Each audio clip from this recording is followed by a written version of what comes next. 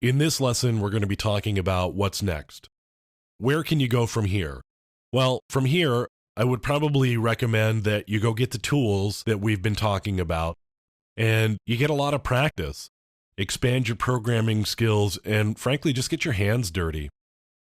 You get your hands on the tools. The majority of the ones that we've been talking about are free or at least have free versions available, even though the free versions may be slightly limited in scope.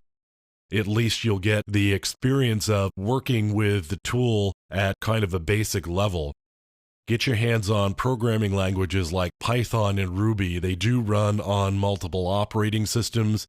You can pretty much work on any operating system that you have. They're really good starting places for programming. They don't require compilers. All you really need is just Python and Ruby packages. Get them installed and you can start writing programs in them. Practice. The old joke, how do you get to Carnegie Hall? Practice, practice, practice. Nothing compares with getting your hands dirty.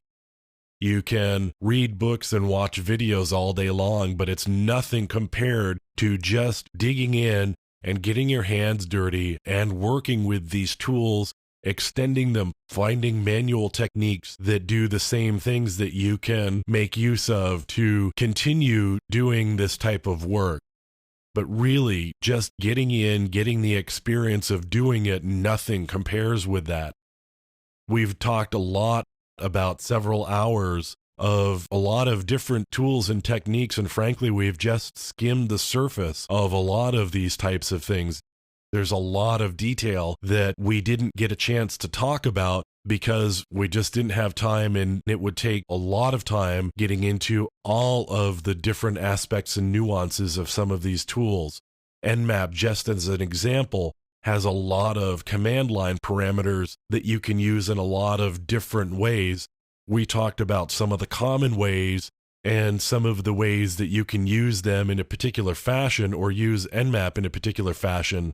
But really, there's a lot of depth and detail to a lot of these tools. And again, nothing compares with getting your hands dirty. I can't say that enough.